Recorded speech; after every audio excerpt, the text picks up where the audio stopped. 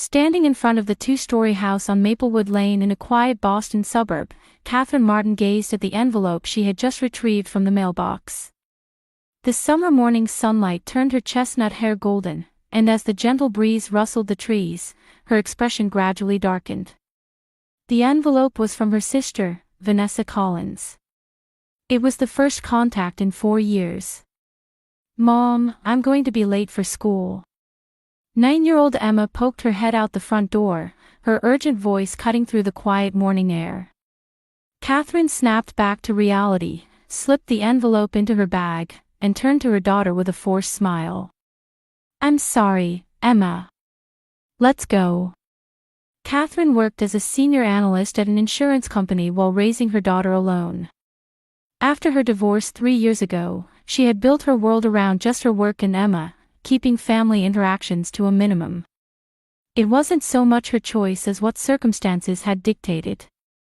In the car, as Emma fastened her seatbelt, she asked, "Mom, did something bad happen?" Catherine smiled from the driver's seat. Emma's perceptiveness always amazed her.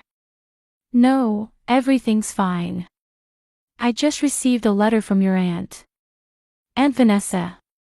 Emma showed interest. "I hardly remember meeting her." "Yes. The last time you saw her was when you were 5, so you might not remember her." After dropping Emma off at Springfield Elementary School, Catherine took a deep breath and finally opened the envelope in her car. Inside was an invitation printed on thick, expensive paper. "Vanessa Collins and Brian Collins invite you to their housewarming party." The invitation was dated for today. An invitation arriving on the morning of the event itself. That was so like Vanessa. Always sudden, without warning, doing things only on her own terms. Catherine leaned her head against the steering wheel. Her relationship with her sister was complicated. Their mother Judith and father Walter had always given Vanessa special treatment. Vanessa had been a troubled child, problems at school, delinquency, dropping out of college, and numerous failed relationships. Yet her parents always protected her, supporting her financially and emotionally. Meanwhile, Catherine had been the good girl. Excellent grades, college graduate, stable job, marriage. But because she was self-sufficient, she received virtually no meaningful support from her parents. And 3 years ago, when Catherine asked for temporary assistance during her divorce from Michael, her parents coldly refused, saying, "You should solve your own problems." A few months later, Vanessa met Brian, a real estate agent, and their relationship progressed rapidly. Catherine learned about the wedding through an email from her parents. And now, they had purchased a home in an upscale neighborhood. Catherine gave a bitter smile. She had heard from a mutual acquaintance that her parents had provided a substantial financial wedding gift to Vanessa and Brian. Arriving at her office, Catherine sat at her desk and read the invitation again. The party was tonight at 7. On the back, there was a short note in Vanessa's handwriting. "Let's all celebrate a family reunion. Mom and Dad are looking forward to it." Catherine stared at those words for a long time.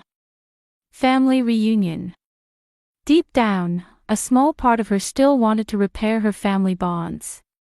She also wanted Emma to have a relationship with her grandparents and aunt. During her lunch break, Catherine discussed the invitation with her workplace friend Rachel over lunch at a cafe. "Surely you're not planning to go?" Rachel frowned. The former detective always had a knack for seeing through people. "Considering how your family treated you, especially during your divorce." "I know," Catherine said, rotating her coffee cup. "But when I think about Emma, I want her to have a connection with family." Rachel looked her friend straight in the eyes. "You always think about others. Sometimes it's okay to put yourself first." Catherine shrugged slightly.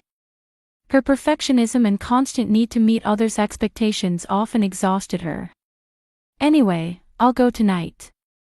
At worst, Emma can see her grandparents, and I can see my sister's new house," she said with determination. However, on her way back to the office, anxiety spread in Catherine's chest. A family reunion after 4 years. What outcome would it bring?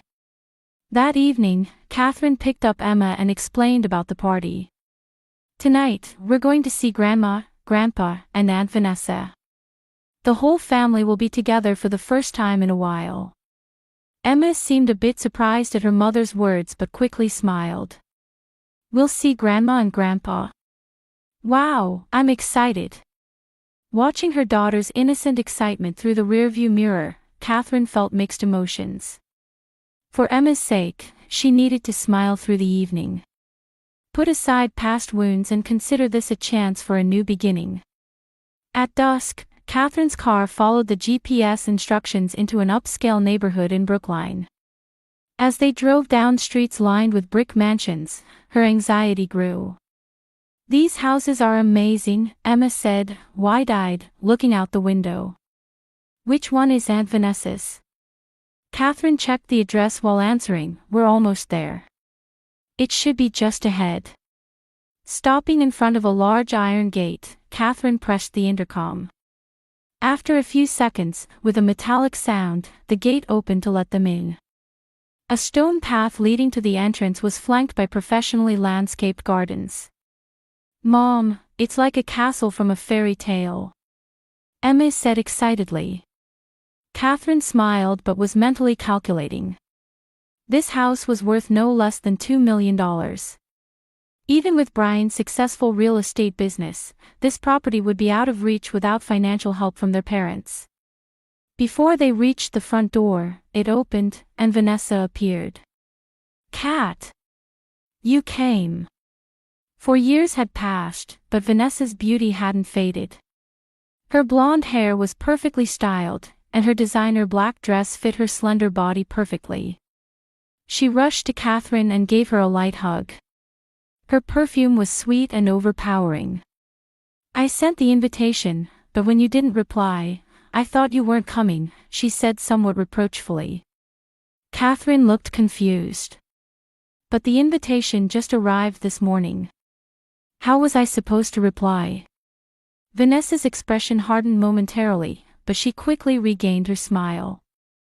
Oh, that's odd. I mailed it last week. She turned to Emma, changing the subject. And this must be Emma. My, how you've grown. Come in, everyone's waiting. Entering the entrance hall, they found it already crowded with guests. Luxurious furniture, chandeliers, marble floors, everything spoke of extravagance. Look, there are Mom and Dad, Vanessa pointed to a well-dressed older couple. Catherine approached her parents nervously. Judith and Walter Sanders were chatting with other guests but paused their conversation when they noticed Catherine and Emma.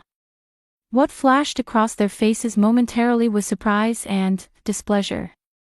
Catherine, you came, Judith said with a formal smile. Her face, looking remarkably young for her 60s, was the result of expensive cosmetic surgery. And Emma, too. My, how you've grown. Walter gave Catherine a stiff pat on the shoulder. How have you been? That was all he said before immediately returning to his conversation with the other guests.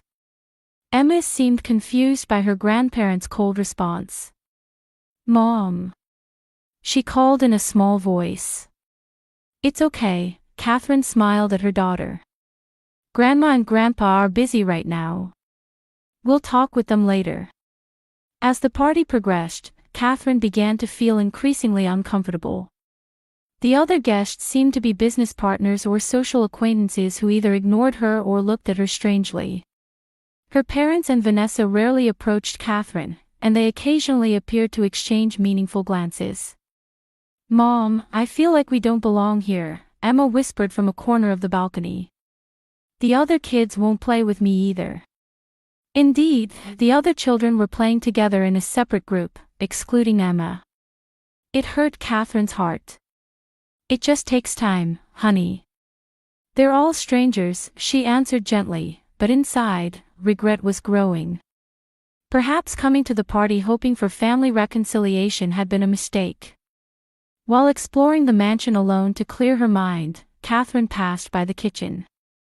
There, she spotted Brian and several men gathered, talking.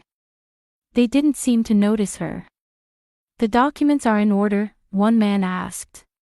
Brian answered confidently, "Yes, everything's set.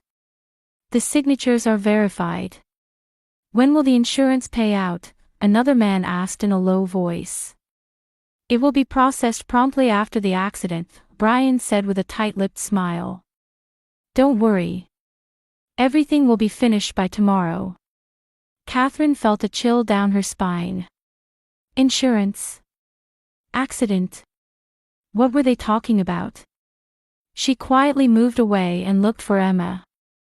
Finding her daughter, Catherine felt somewhat relieved. Emma was standing alone by a window, looking out at the garden. "Emma, are you tired?" Catherine asked gently. Emma turned around and looked at her mother with an anxious expression. "Mom, this house feels strange." "What do you mean?" "Everyone keeps staring at us.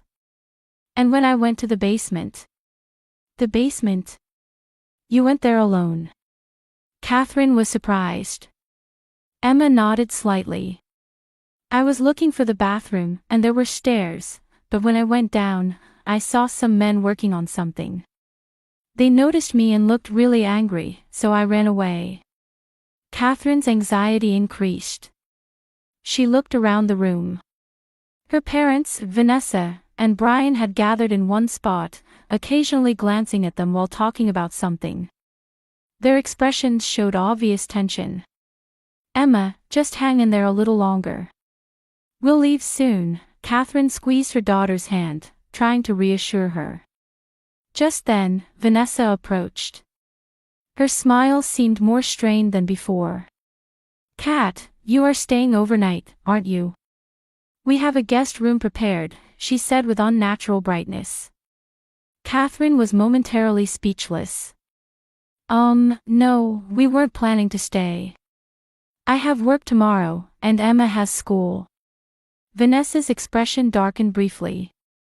"That's too bad," she said thoughtfully. "But it's late, and you've had drinks, right? It would be dangerous to drive. You should stay." Catherine found something odd about her insistence. If she were truly concerned about safety, she would suggest a taxi. Why was she so insistent on them staying overnight? "It's fine, I've hardly had anything to drink," Catherine answered firmly. "And Emma prefers to sleep in her own bed. I don't want to disrupt her routine." A flash of anger-like emotion appeared in Vanessa's eyes. "I see. But won't you stay and enjoy yourself a bit longer? It's still early." Catherine looked at her watch. It was past 9:30. "We'll stay a little longer," she smiled, but internally her wariness was growing. She wanted to leave this place quickly. However, leaving too hastily might seem suspicious. When she stepped onto the terrace for a breath of air, Catherine overheard another conversation among Brian's friends. "It should be finished by tomorrow morning," one said. "The timer is set." "We'll leave after they've gone to bed," another man answered. "It's a perfect plan." As the clock approached 10, the party atmosphere began to change.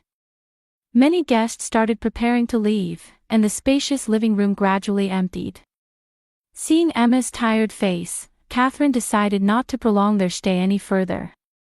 "Let's go home now." She placed her hand gently on Emma's shoulder. "You have school tomorrow." Emma looked relieved. "Yes, I want to go home." Catherine picked up her bag and headed to the center of the living room to say goodbye to her family. Walter, Judith, Vanessa, and Brian were standing in a small circle, talking in hushed voices about something. They seemed tense. When Catherine approached, their conversation abruptly stopped. "It was a lovely party," Catherine said, pretending to be calm. "We should be heading home now. Emma is tired." All four turned to look at her simultaneously. Vanessa was the first to react. Her face showed surprise, then confusion, or perhaps distress. "Oh, you're still here," Vanessa said. There was obvious tension in her voice. Catherine frowned. "Of course I am. I've been here all along." "What are you talking about?" At that moment, Judith stepped forward and smiled strangely. "Why are you here?" Catherine's confusion only grew. "What do you mean, Mom?" "I came because I was invited to the party." Walter stood next to Judith and crossed his arms. "The party is over now," he said with a meaningful smile playing at his lips. The three exchanged glances and began to snicker. Their laughter had a malicious, eerie quality to it. Only Brian stood slightly apart, looking uneasy and checking his watch. Catherine felt as if her whole body had frozen. Her family seemed to be sharing some secret joke that she couldn't understand. Words caught in her throat, and she couldn't respond.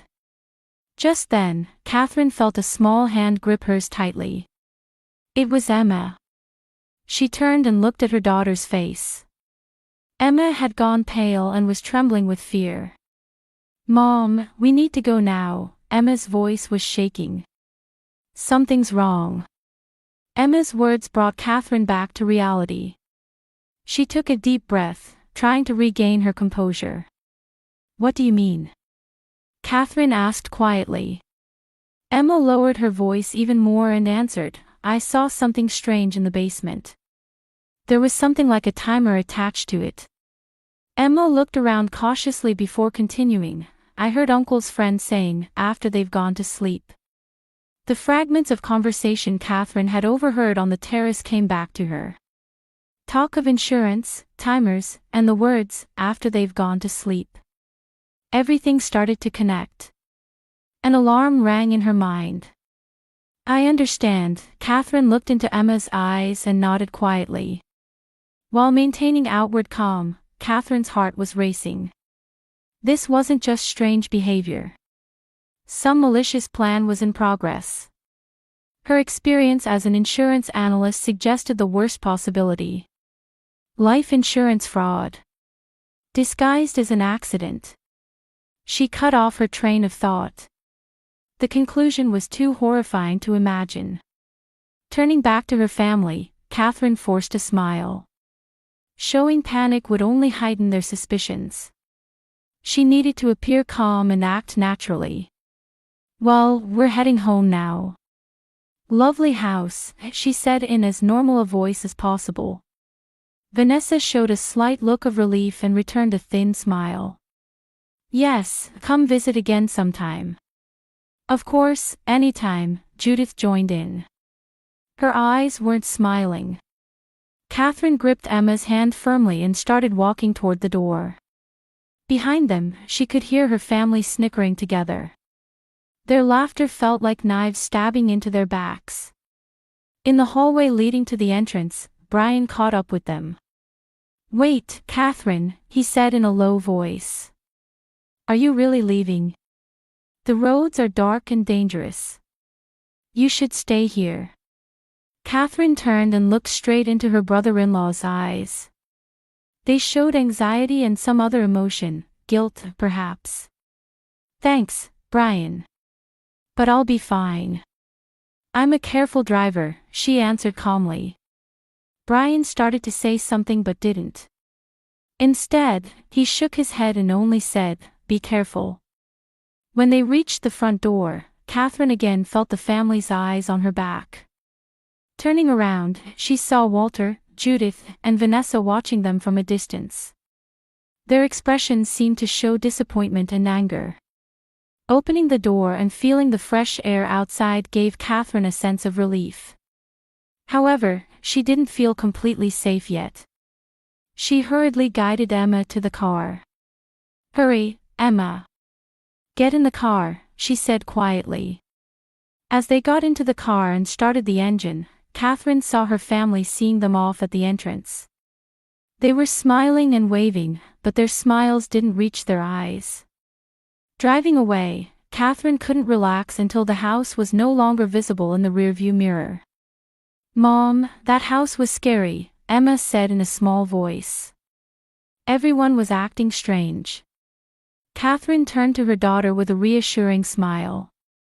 It's okay now. When we get home, tell me everything that happened. Including what you saw in the basement. Emma nodded, but her expression was still filled with fear. What were Aunt Vanessa and the others trying to do? Catherine took a deep breath and chose her words carefully. I don't know, Emma. But thanks to you, we might have escaped something bad. You're such a brave, smart girl. Emma didn't ask any more questions. The car fell silent. In Catherine's mind, the fragments of information were starting to connect. The talk of insurance, the timer, the words, after they've gone to sleep. And above all, her family's bizarre behavior. What were they planning? When they arrived home, Catherine parked in the lot and carefully checked their surroundings before entering the house. Nothing seemed unusual, but her vigilance remained.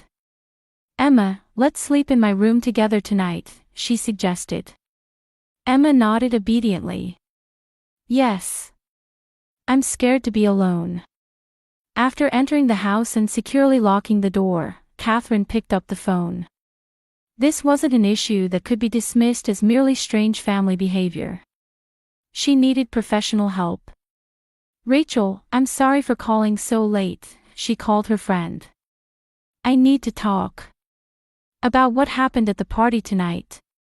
On the other end of the line, the former detective Rachel responded in a serious voice. What happened?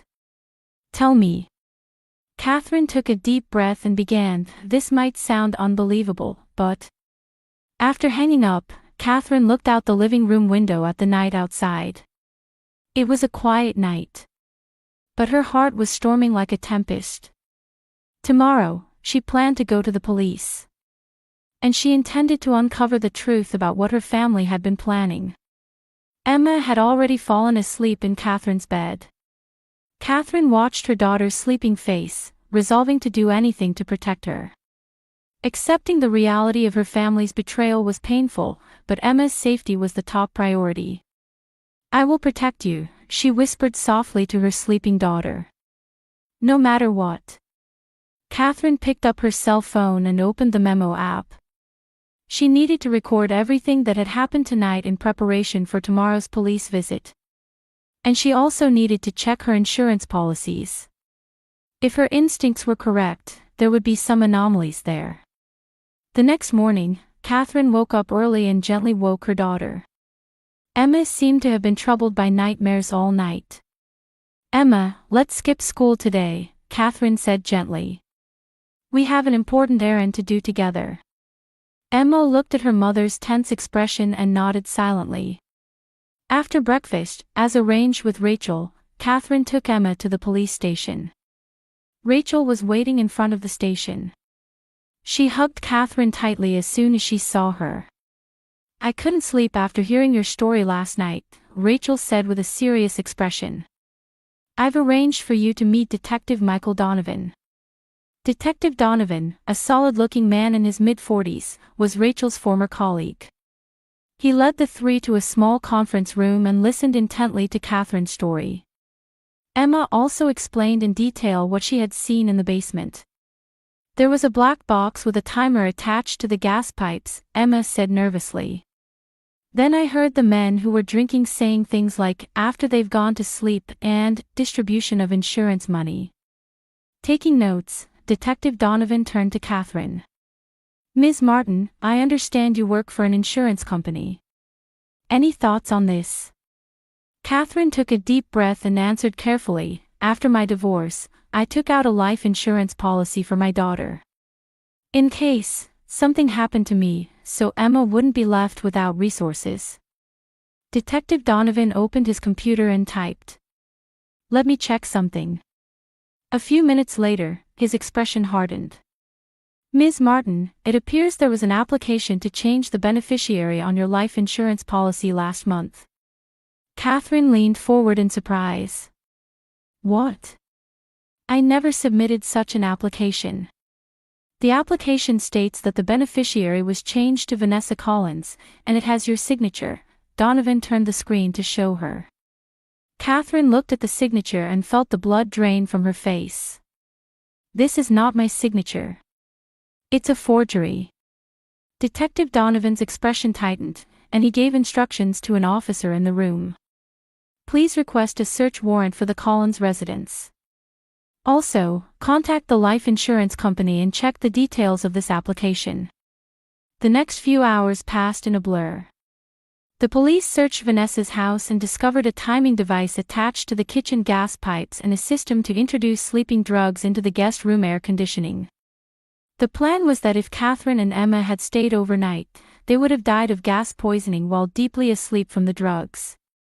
Simultaneous with the search, Vanessa, Brian, and surprisingly, their parents were arrested. They were taken to the police station and questioned in separate interrogation rooms. At Detective Donovan's suggestion, Catherine entrusted Emma to Rachel and remained at the station.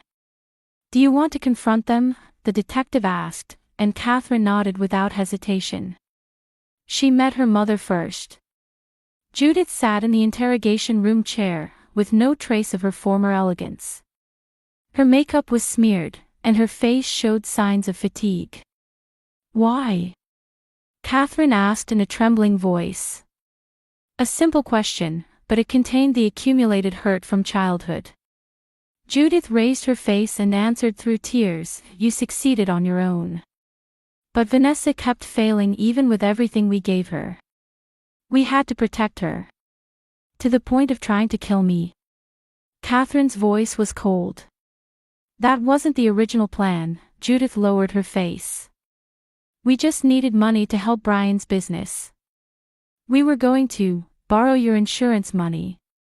But Brian said the insurance wouldn't pay out while you were alive. So. Next, she faced her father. Walter couldn't raise his face and kept staring at the floor. I had invested our retirement funds in Brian's business, he confessed in a tired voice. His real estate development ventures kept failing, and we lost everything. We had no choice but to rely on them. Finally, Catherine confronted Vanessa. Surprisingly, her sister's eyes showed hatred. It's your fault, Vanessa said in a low voice. Always perfect, independent, successful. Our parents' true affection was for you. No matter what I did, they only saw you. I thought if you were gone, everything would be mine. Catherine was speechless at her sister's words. The jealousy she had felt was completely reversed. Vanessa, I always envied you. Our parents adored you and forgave you everything. No matter how hard I tried, they never noticed. Vanessa's expression wavered momentarily but quickly closed off.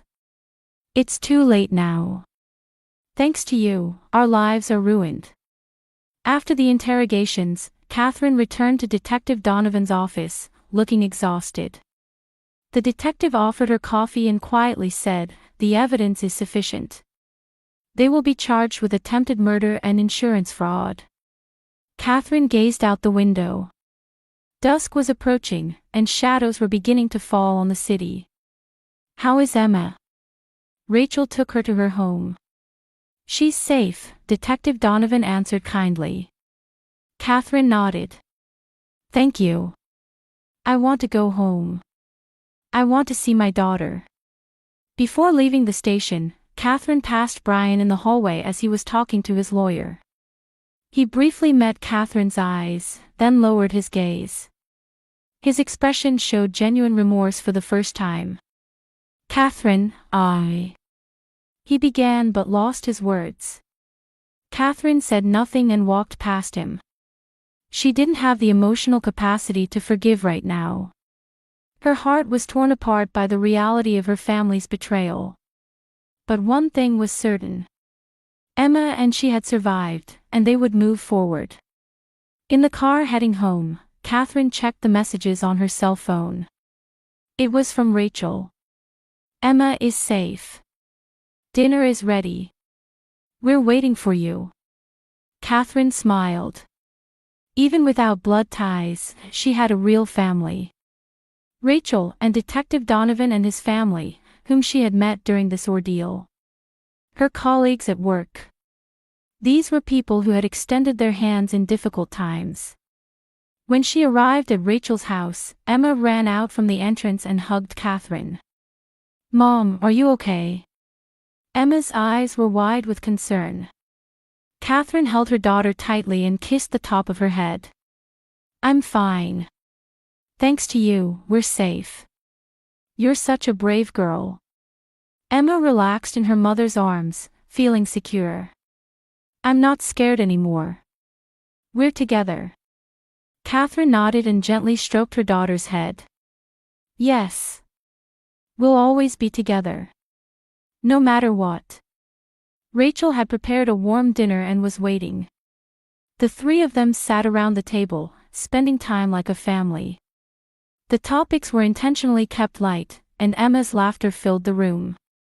That night, after putting Emma to bed, Catherine and Rachel discussed the future over wine in the living room. "The trial might drag on," Rachel said realistically. "But the evidence is clear. They'll receive appropriate punishment."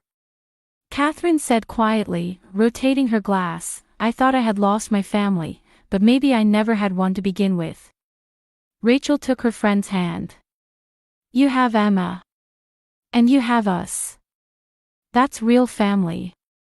One winter day, a year after the incident, Catherine's face showed quiet relief as she descended the steps of the Boston Central Courthouse. The final verdict had been delivered. Vanessa and Brian each received 15-year prison sentences, and her parents were sentenced to 8 years for conspiracy. The trial process had been mentally exhausting. Catherine had taken the witness stand multiple times, describing the events of that night and Emma's courageous actions. "If my daughter hadn't noticed, we wouldn't be here today," her words moved the jury. Outside the courthouse, Rachel was waiting for Catherine. The two embraced silently. No words were necessary. "How's Emma?" Catherine asked as they got into the car. "She's doing well. She's baking cookies with Mrs. Donovan," Rachel smiled. "That child is really strong." Catherine also smiled. Emma had recovered surprisingly well from the incident. Of course, she was still troubled by nightmares occasionally, but thanks to therapy, she was gradually overcoming her fears. In the car heading home, Catherine gazed at the snowy landscape outside the window, reflecting on the past year. After the incident, she had purchased a new house and, through Rachel's introduction, changed jobs to a different insurance company. The change was necessary for both her and Emma. The most difficult part had been meeting with Vanessa. Initially, Catherine had no intention of ever seeing her sister again. However, with encouragement from her psychological counselor, and for her own sake to move forward completely, she decided to visit the prison. During the first visit, Vanessa denied responsibility and accused, "You've ruined my life." However, by the third visit, Vanessa finally reflected on her actions. "Since childhood, I've envied you. Your parents' love, your success, your independence, everything. I was always told to be like Catherine, but I couldn't." Her relationship with her parents was also complex. In their visits, they confessed, "We gave in to Vanessa too much. It's not that we didn't love you. Just, we thought she needed us more." Catherine couldn't forgive them, but at least she was trying to understand. When they arrived home, Emma ran out from the entrance. There were still traces of flour on her cheeks. "Mom! I baked cookies." Catherine hugged her daughter. "They smell delicious. How was your day?" Inside the house, Detective Michael Donovan, his wife Lisa, and their 2 children were waiting. The scent of freshly baked cookies wafted from the kitchen. Over the past year, they had become important people in Catherine and Emma's lives. "How was the verdict?" Donovan asked quietly. As expected, Catherine answered briefly. She didn't want to talk about the details anymore. It was time to accept the past and move forward. That night, Catherine was preparing for Emma's 10th birthday party. She decorated the table, wrapped presents, and baked a special cake. Tomorrow was going to be a special day. After Emma fell asleep, Catherine went out to the terrace and looked up at the starry sky. In her heart, she felt like she had completed a long journey. The pain might never completely disappear, but a new life had begun. The next day, a new family gathered for Emma's birthday party: Rachel, the Donovan family, colleagues from work, Emma's school friends, and their parents. Laughter and music echoed throughout the house. After blowing out the candles on the cake, Emma sat next to Catherine and said in a small voice, "Mom, that day when I pulled your hand at the party, I was so scared. But when you looked me in the eyes and said, 'I understand,' I knew we would be okay." That's what real family is, isn't it? Catherine embraced her daughter, grateful for their new life surrounded by their new family. She answered gently, "Yes, Emma. What's more important than blood ties is caring for and supporting each other. A true family doesn't turn their backs in times of crisis but stands by your side." Outside the window, the first rain of spring began to fall quietly. A sense of a new season, a new beginning, spread in Catherine and Emma's hearts.